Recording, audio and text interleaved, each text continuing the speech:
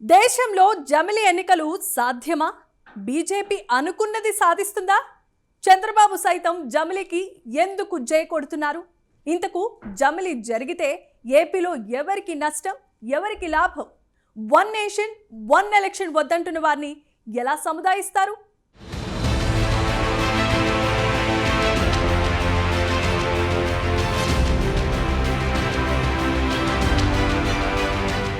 మూడో దఫా అధికారంలోకి వచ్చిన తర్వాత నరేంద్ర మోదీ నేతృత్వంలోని సంకీర్ణ ప్రభుత్వం ఈ దఫా ఒకే దేశం ఒకే ఎన్నిక విధానం అమలుకు కంకణం కట్టుకున్నట్లుగానే కనిపిస్తోంది. 10 ఏళ్ల క్రితం బీజేపీ మొదటిసారి అధికారంలోకి వచ్చినప్పటి నుంచి అవకాశం వచ్చినప్పుడల్లా జమిలి ఎన్నికల ప్రస్తావన తెస్తూనే ఉంది. అయితే గత 2 దఫాలుగా సంపూర్ణ మెజారిటీతో ప్రభుత్వాన్ని ఏర్పాటు చేసిన కమలనాథులు ఈసారి సంకీర్ణ భాగస్వాముల మద్దతుపై ఆధారపడి ప్రభుత్వాన్ని ఏర్పాటు చేయవలసి వచ్చినా జమిలిపై దూకుడుగానే ఉన్నారు. స్వాతంత్ర్య దినోత్సవం సందర్భంగా ఎర్రకోటపై నుంచి ప్రధాని ప్రసంగిస్తూ జమిలి ఎన్నికల ఆవశ్యకత గురించి కీలక వ్యాఖ్యలు చేశారు. దేశవ్యాప్తంగా ప్రతి ఏటా ఎక్కడో ఒకచోట ఎన్నికలు జరుగుతూనే ఉన్నాయి. వీటి ప్రభావం దేశ పురోగతిపై పడుతోంది. దీని నుంచి బయటపడాలంటే ఒకే దేశం ఒకే ఎన్నిక విధానమే శరణ్యమన్న ప్రధాని అభిప్రాయం వాస్తవమే అయినా అమలులో ఎంతవరకు సాధ్యమవుతుందన్నదే $1000 ప్రశ్న. పదే ఎన్నికలు నిర్వహించడం వల్ల నిర్వహణ వ్యయం తడిసి మోపెడవుతోంది. లోక్సభ ఎన్నికలే కాదు, రాష్ట్రాల అసెంబ్లీలకు అలాగే స్థానిక సంస్థల ఇతర ఎన్నికలకు కలిపి లక్షల కోట్లు ఖర్చు చేస్తున్నారు. కేవలం ఖర్చు మాత్రమే కాదు, దేశవ్యాప్తంగా ఏడాది పొడవునా ఎక్కడో ఒకచోట ఎన్నికలు జరుగుతూనే ఉండడం వల్ల ఎన్నికల కోడ్ కారణంగా అభివృద్ధి, సంక్షేమ కార్యక్రమాల అమలుకు విఘాతం కలుగుతోందన్న వాదనను కూడా తోసిపుచ్చలేం. జమిలి ఎన్నికల వల్ల ఓటర్లకు కూడా సౌకర్యవంతంగా ఉంటుంది. దీనివల్ల పోలింగ్ శాతం పెరిగే అవకాశం ఉంటుంది. ఒకప్పుడు మన దేశంలో జమిలి ఎన్నికలు జరిగిన మాట వాస్తవం. 1951లో తొలిసారి సాధారణ ఎన్నికలు ఈ తరహాలోనే జరిగాయి. ఆ తర్వాత 1967 వరకు 3 దఫాలు ఇదే తరహాలో ఎన్నికలు జరిగినా 1970లో కాలపరిమితి ముగియకుండానే లోక్సభ రద్దు కావడంతో జమిలి ఎన్నికలకు బ్రేక్ పడింది. అప్పటి నుంచి అడపాదడపా ఒకేసారి ఎన్నికల నిర్వహణ అంశం తెరపైకి వస్తున్నా మోదీ నేతృత్వంలో ఎన్డీఏ కూటమి కేంద్రంలో అధికారంలోకి వచ్చాక దీనిపై కసరత్తు మొదలైంది. ఈ నేపథ్యంలో కేంద్ర ప్రభుత్వం మాజీ రాష్ట్రపతి రామ్నాథ్ కోవింద్ నేతృత్వంలో నియమించిన కమిటీ కూడా జమిలి ఎన్నికలకు జై కొట్టింది. లోక్సభ, శాసనసభ ఎన్నికలను కలిపి నిర్వహించిన 100 రోజుల తర్వాత స్థానిక ఎన్నికలు జరపాలని సిఫార్సు చేసింది. ఎన్నికల సంఘం, లా కమిషన్ ఇప్పటికే ఒకేసారి ఎన్నికల నిర్వహణకు సంసిద్ధత వ్యక్తం చేశాయి. అయితే జమిలి ఎన్నికల నిర్వహణ అంత తేలిగ్గా అమల్లోకి వచ్చే సూచనలు కనిపించడం లేదు. లోక్సభ, శాసనసభ ఎన్నికలు ఒకేసారి జరిపేందుకు రాజ్యాంగ సవరణలు అవసరం. ఇందుకు రాష్ట్ర ప్రభుత్వాల అనుమతి తప్పనిసరి. జమిలి బిల్లు పాస్ కావాలంటే పార్లమెంటు ఉభయ సభల్లో చెరు 67% మంది సభ్యుల ఆమోద ముద్ర వేయాలి. అలాగే సగం రాష్ట్రాల ప్రభుత్వాలు సైతం సై అనవలసి ఉంటుంది.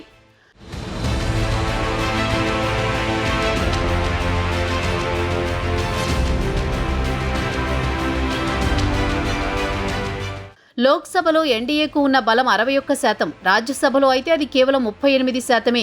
అదలా ఉంచితే కాంగ్రెస్ సహా ఇతర విపక్ష పార్టీలు, ప్రాంతీయ పార్టీలు జమిలి ఎన్నికలకు విముఖత చూపించే అవకాశం ఉంది.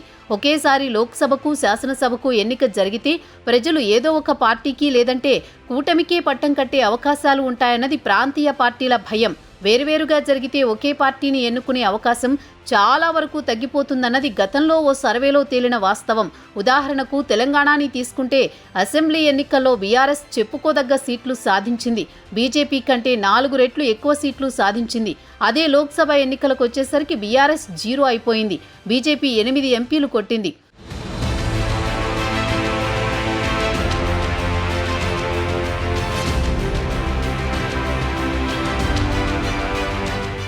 జమిలి వల్ల ఎన్నికల ఖర్చు విషయంలోనూ జాతీయ పార్టీలతో ప్రాంతీయ పార్టీలు పోటీ పడవలసి రావచ్చు.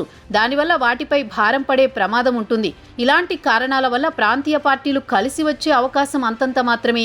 ఈ నేపథ్యంలో బీజేపీ చిరకాల వాంఛ ఎలా నెరవేరుతుందో అన్నది ఉత్కంఠగా మారింది. అయితే బీజేపీకి ఉన్న మిత్రపక్షాలు జమిలికి జై కొడుతున్న పరిస్థితి కనిపిస్తోంది. చంద్రబాబు కూడా జమిలికి అనుకూలంగా మాట్లాడిన సంగతి తెలిసిందే. దీంతో ఏపీలో ముందస్తు ఎన్నికలు ఖాయమన్న ప్రచారం జోరుగా సాగుతోంది. ఈ ఎలక్షన్లో మొన్న పార్లమెంట్ ఎన్నికలైన తర్వాత మొట్టమొదటిసారిగా వచ్చిన అసెంబ్లీ ఎన్నికలు.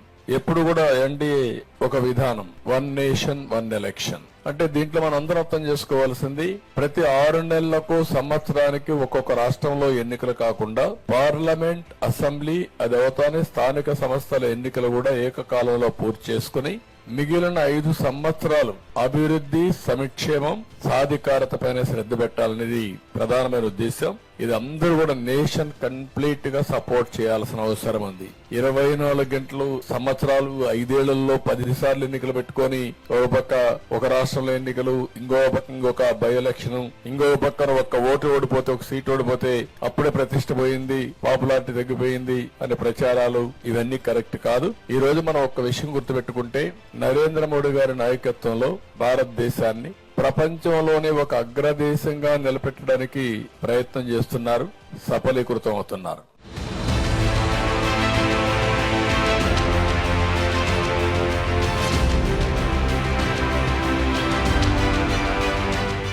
జమిలి వద్దని చాలా రాష్ట్రాల్లోని కొన్ని పార్టీలు, అలాగే బీజేపీకి వ్యతిరేకంగా ఉన్న పార్టీలు గోల చేస్తుంటే, ఏపీలో మాత్రం అధికార పార్టీలే కాకుండా విపక్షము ఆహ్వానిస్తోంది.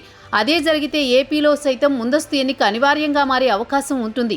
వాస్తవానికి 2029 మార్చి తర్వాత ఏపీ అసెంబ్లీ ఎన్నికలు నిర్వహించాలి. కానీ కేంద్రం జమిలి ఎన్నికలకు ప్లాన్ చేస్తుండటంతో 2027 ద్వితీయార్థంలో ఎప్పుడైనా ఎన్నికలు జరగవచ్చని అంచనాలు ప్రారంభమయ్యాయి. అదే జరిగితే 3.5 సంవత్సరాలకే కూటమి ప్రభుత్వం మరోసారి ప్రజా తీర్పు కోరే అవకాశం ఉంది. అయితే ఓటమితో నిరాశ, నిస్పృహల మీద ఉన్న జగన్ నెత్తిన ఇది పాలు పోయడమేనన్న కామెంట్స్ వినిపిస్తున్నాయి. అయితే అప్పటికైనా జగన్ పుంజుకుంటారా? జగన్కు కూటమి ఆ అవకాశం ఇస్తుందా అన్నది ప్రశ్న.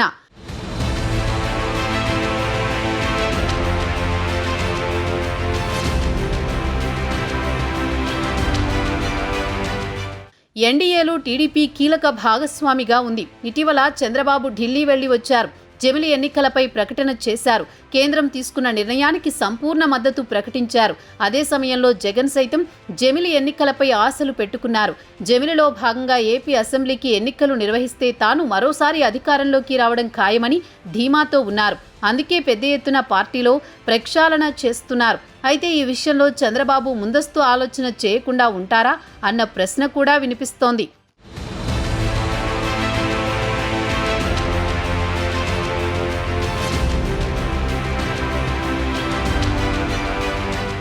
ప్రస్తుతం ఏపీకి కేంద్రం అన్ని విధాలా సహకరిస్తోంది. అమరావతి రాజధాని నిర్మాణానికి 15,000 కోట్ల రూపాయల నిధులు ప్రకటించింది. పోలవరం ప్రాజెక్టుకు సైతం కేటాయింపులు చేసింది. ప్రత్యేక రైల్వే జోన్ను సైతం ఏర్పాటు చేయనుంది. విపత్తుల సమయంలో ఇతర రాష్ట్రాల కంటే ఎక్కువ పరిహారం అందించింది. మరోవైపు కేంద్రానికి సంబంధించి కీలక ప్రాజెక్టులను సైతం కేటాయిస్తోంది ఏపీకి. ఇవన్నీ చంద్రబాబు జమిలి ఎన్నికల్లో భాగంగా కేంద్రంతో ఒప్పందం చేసుకున్నవని రాజకీయ వర్గాల్లో టాక్ నడుస్తోంది. అయితే ఎన్నికల్లో దారుణ పరాజయంతో ఇబ్బందుల్లో ఉన్నారు జగన్. వీలైనంత వరకు ప్రభుత్వ వైఫల్యాలను ప్రజల్లోకి తీసుకువెళ్లి ముందస్తు ఎన్నికల్లో లబ్ధి పొందాలని జగన్ చూస్తున్నారు.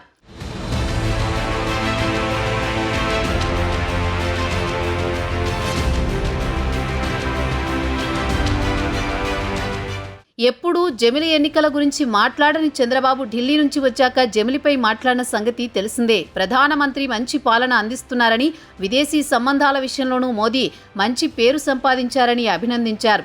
దేశంలో ఒక్కచోట ఒక్కరోజు ఎన్నికలు జరగడం వల్ల అభివృద్ధిపై దృష్టి సారించలేకపోతున్నామని, స్థానిక సంస్థల నుంచి పార్లమెంటు ఎన్నికల వరకు ఒకేసారి జరగడం మంచిదనే అభిప్రాయాన్ని వ్యక్తం చేశారు. నరేంద్ర మోదీ జమిలి ఎన్నికల గురించి అనేకసార్లు ప్రస్తావించారు. దీనిని విస్తృతంగా ప్రచారం చేసుకునేందుకు ప్రయత్నిస్తున్నారు. అందులో భాగంగానే చంద్రబాబు నోటి నుంచి జమిలి ఎన్నికల ప్రస్తావన వచ్చిందని రాజకీయ వర్గాల్లో చర్చ జరుగుతోంది.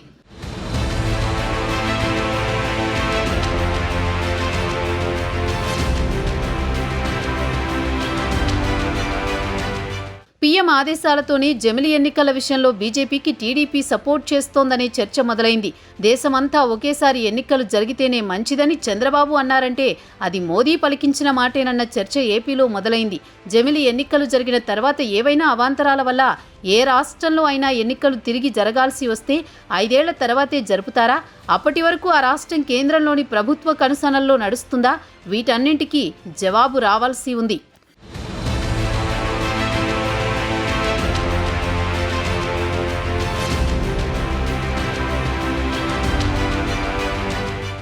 జమిలీ ఎన్నికల నిర్వహణ అంత ఆషామాషి కాదు. ఒక్కో రాష్ట్రంలో ఎన్నికలు జరపడానికి వేలాది మంది సిబ్బంది కావాలి. అలాంటిది దేశవ్యాప్తంగా ఎన్నికలంటే లక్షల్లో సిబ్బంది అవసరమవుతారు. ఎన్ని విడతల్లో జరపాలి ఏంటి అన్నది పగ్గడ్బందీగా ఏర్పాట్లుండాలి. అది ఈసీకి కత్తి మీద సామే. సాధారణంగా జమిలీ అంటే, అది కూడా జమిలీ వలన 2 ఏళ్ల పదవి కాలాన్ని త్యజించాల్సి వస్తే ఎవరు కూడా అంగీకరించరు. అయితే చంద్రబాబు మోదీల మధ్య జమిలీకి సంబంధించి జరిగిన చర్చ సక్సెస్ అయిందని, అందుకే బాబు కూడా జమిలీపై సుముఖంగా ఉన్నారని టాక్ నడుస్తోంది. అయితే ఇంకోవైపు అధికారం కోల్పోయి దిక్కుతోచని స్థితిలో ఉన్న జగన్ కూడా జమిలీ కోసం తహతహలాడిపోతున్నట్లుగా తెలుస్తోంది. ఎప్పుడు ఎన్నికలు వచ్చినా ఢీకొట్టడానికి సిద్ధమే అంటూ సవాల్ చేస్తున్నారు వైసీపీ అధినేత.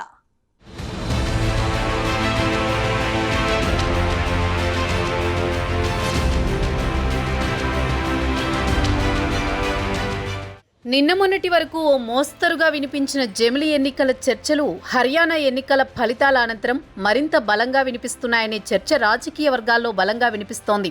కేంద్రంలో పూర్తి మెజారిటీ లేని బీజేపీకి హర్యానా అసెంబ్లీ ఫలితాలు బూస్ట్ ఇచ్చాయని చెబుతున్నారు. స్థానికంగా బలంగా ఉన్న పలు పార్టీలు, ప్రజల్లో తమ తమ రాష్ట్ర ప్రభుత్వాలపై వ్యతిరేకత బలంగా ఉందని నమ్మే ప్రతిపక్షాలు జమిలీ ఎన్నికలపై ఆశలు పెట్టుకున్నాయని అంటున్నారు. ఏపీలో సార్వత్రిక ఎన్నికలు ముగిసి కొత్త ప్రభుత్వం ఏర్పడి 4 నెలలు మాత్రమే పూర్తయిన సంగతి తెలిసిందే. అంటే హనీమూన్ పీరియడ్ కూడా పూర్తి కాలేదు. అయితే కూటమి ప్రభుత్వం ఇచ్చిన హామీలు అమలు చేయడం లేదని ప్రజలు ప్రభుత్వాన్ని తీవ్రంగా విమర్శించుకుంటున్నారని చెబుతూ కేడర్లో కొత్త ఆశలు ఇప్పటి నుంచే రేపుతున్నారు జగన్. ఎన్నికలకు ఇంకా సుమారు 4 సంవత్సరాల 7 నెలలకు పైగా సమయం ఉందని చాలామంది భావిస్తున్న వేళ ఎన్నికలు ఎప్పుడు జరిగినా ఢీ అంటే ఢీ అనే స్థాయిలో ఉండాలంటే బూత్ స్థాయి వరకు పార్టీని నిర్మించుకోవాలని జగన్ రీసెంట్గా వ్యాఖ్యానించిన సంగతి తెలిసిందే. దీంతో జగన్ ఈ స్థాయిలో కేడర్కు, నాయకులకు దిశానిర్దేశం చేయడం చూస్తుంటే జమిలీ విషయంలో జగన్కు క్లారిటీ ఉన్నట్లుందని అంటున్నారు పరిశీలకులు.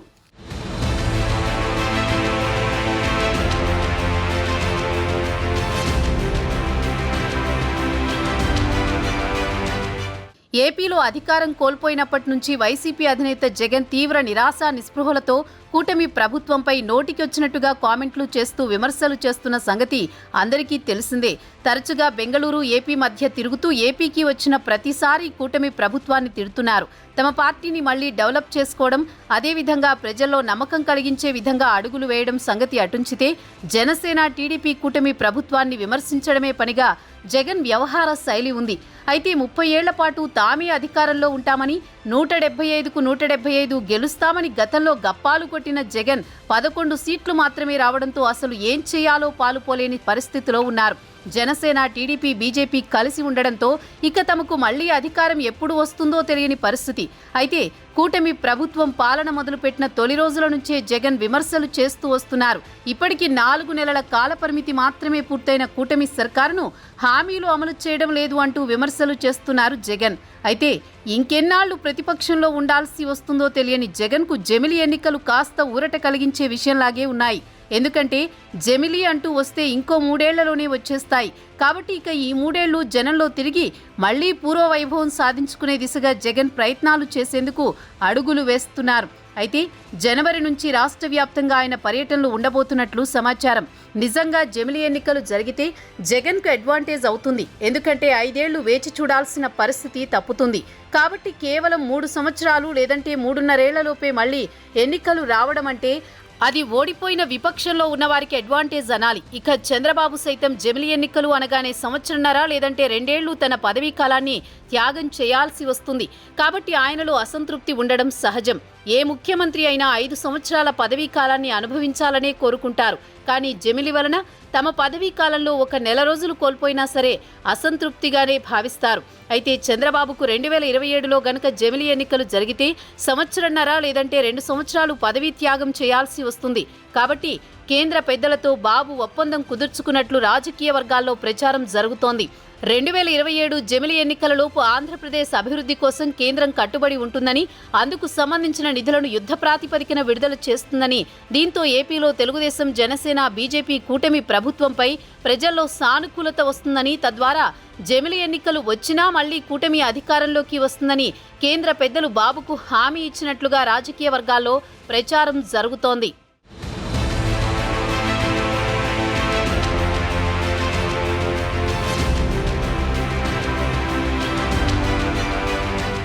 స్థానిక సంస్థల ఎన్నికలు మొదలు శాసనసభ, లోక్సభ ఎన్నికల వరకు మొత్తం అన్ని ఒకేసారి నిర్వహించాలని కేంద్ర ప్రభుత్వం ప్రతిపాదిస్తోంది. అయితే జమిలి ఎన్నికలకు కాంగ్రెస్, విపక్షాలు, మజ్లిస్ వంటి బీజేపీయేతర పార్టీలు తీవ్రంగా వ్యతిరేకిస్తున్నందున ఈ ప్రతిపాదన ఆచరణ సాధ్యమా కాదా అనేది మున్ముందు తెలుస్తుంది. ప్రధాని నరేంద్ర మోదీ పెద్ద నోట్ల రద్దు, లాక్డౌన్, జమ్మూ కశ్మీర్ రాష్ట్రాన్ని విభజించి ఆర్టికల్ 371 రద్దు చేయడం వంటి సంచలన నిర్ణయాలు తీసుకుని అమలు చేశారు. కనుక జమిలి ఎన్నికల విషయంలో కూడా ఎన్ని ఆటంకాలు ఎదురైనా నిర్వహించడం ఖాయమని భావించవచ్చు. లోక్సభ, శాసనసభ నియోజకవర్గాల పునర్విభజన 2026లో మొదలుపెట్టి 2027లోగా పూర్తి చేయాలని కేంద్ర ప్రభుత్వం యోచిస్తోంది.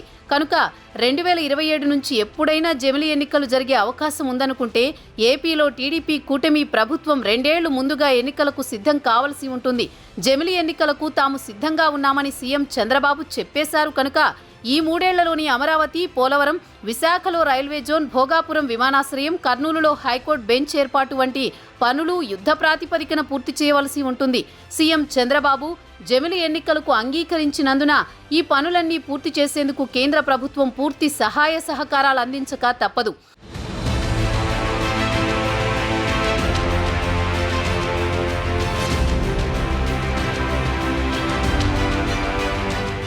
జమిలి ఎన్నికలంటే పార్లమెంటుతో పాటు అన్ని రాష్ట్రాల అసెంబ్లీలకు ఎన్నికలు నిర్వహించాలి. ప్రస్తుత పరిస్థితుల్లో వివిధ రాష్ట్రాల అసెంబ్లీల అధికారిక గడువులు భిన్నంగా ఉన్నాయి.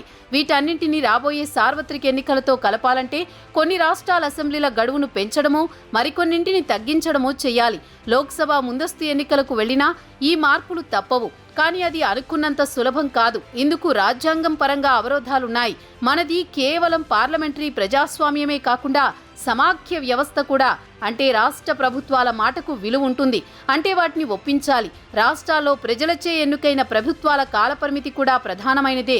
జమిలి కోసం వాటిని కుదించడాన్ని ఎన్ని రాష్ట్రాల ప్రభుత్వాలు అంగీకరిస్తాయో చూడాలి. రాజ్యాంగ సవరణలకు పార్లమెంటు 3/2 మెజారిటీతో ఆమోదించాలి. దేశంలోని సగం రాష్ట్రాల అసెంబ్లీలు కూడా ఆమోదిస్తూ తీర్మానించాలి. మరి అది జరుగుతుందా లేదా కాలమే తేల్చాలి.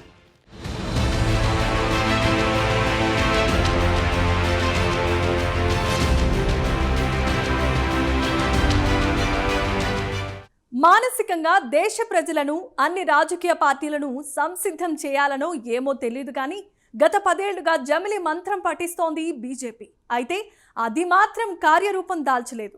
జమిలి వస్తుందో రాదో తెలియదు కానీ దీనికి సంబంధించిన రాద్ధాంతం దేశవ్యాప్తంగా చర్చనీయాంశం అవుతోంది. మరి జమిలి ఎన్నికలు వస్తే ఏపీలో సత్తా చాటేది ఎవరు అన్నది కాలమే తేల్చాలి.